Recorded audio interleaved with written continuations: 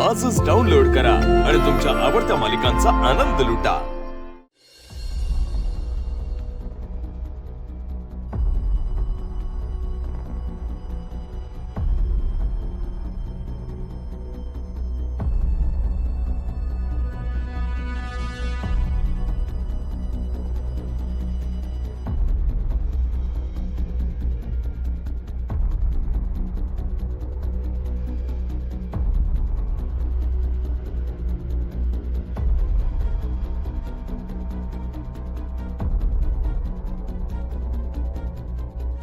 तुझ्या आवडत्या रंगाची साडी। एरवी कधी तुझ्यासाठी काही घेऊ म्हणलं तर बाप म्हणून माझ्याकडनं काही झालं नाही। तू पर कधी ह्या गरीब बापाकडं काही मागितलं नाही, काही हट्ट केला नाही। उलट या बापाच्या गरिबीची जाण ठेवलीस। पण मी आज पहिल्यांदा तुझ्यासाठी ही साडी घेऊन आलो। पहिल्यांदा का शेवटची? नाही नाही, पहिल्यांदा नाही, शेवटची नाही। मला असं आता भावनिक होऊन चालणार नाही। हा, भावनिक होऊन चालणार नाही।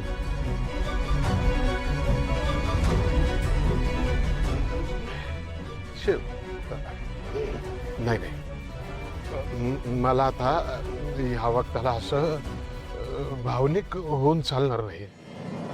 नाही चालणार नाही। पारू, लहानपणी तू माझ्याकडे खाऊ मागायचीस, पर मी तो खाऊ तुला देऊ नाही शकलो। पर कायम वाटायचं मी लय करंटा बापे, माझ्या लेकरांसाठी काही खाऊ पण आणू शकत नाही। पर आज मी तुझ्यासाठी एक खाऊ आणलाय। आजपर्यंत कुठल्याच बापानं त्याच्या मुलीसाठी असा खाऊ आणला असा। पर यो बाप तो खाऊ घेऊन आला माझ्या मुलीसाठी।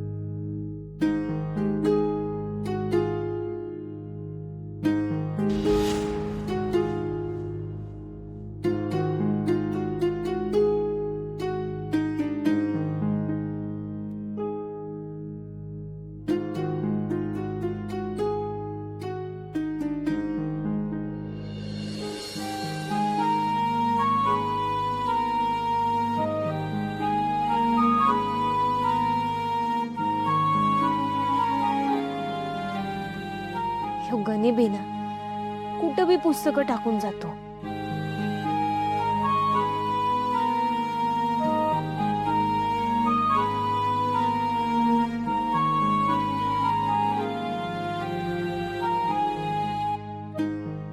माझी आदर्श व्यक्ती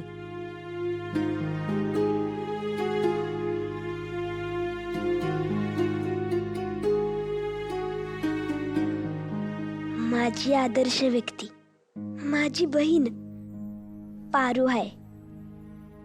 ती मला खूप आवडते। ती माझ्यावर प्रेम करते। ती माझे खूप लाड करते। मी तिला प्रेमाने तायडे म्हणतो। माझी तायडे सगळ्यांना सांभाळून घेते। माझी आई नसताना सुद्धा तिनं मला आईसारखं सांभाळलं।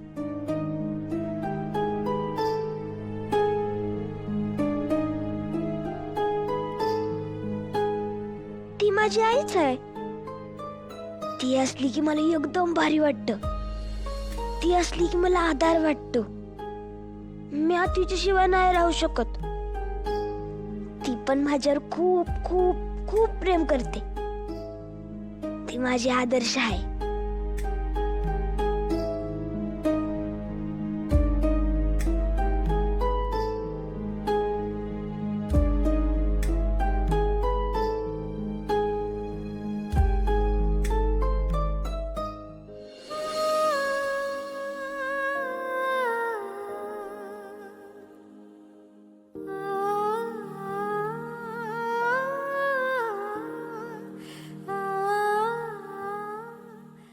बघितलं साई, गणीनं काय लिहलंय माझ्यासाठी.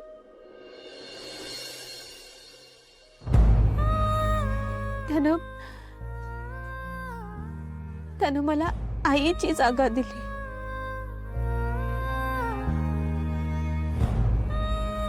पण मी त्या लायक नाही. त्याची ताईडी मी चुकू शकते हे माहित नाही अजून गणीला.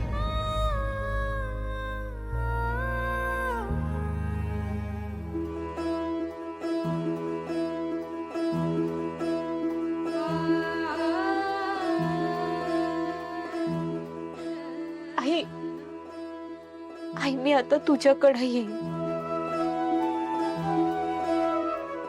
तू तरी माफ करशील का ग मला? कारण आपल्यालाच मिळून माझी आणि गणीची काळजी घ्यावी लागल. आई, आई यो प्रवास नाही झेपत आहे मला. मी दमले. समधी नाती सांभाळता सांभाळता दमले.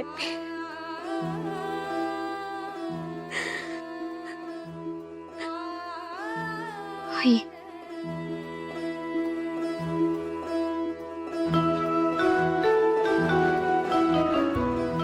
तुझ्या कुशीत येऊन मनसोक्त रडायचंय मला.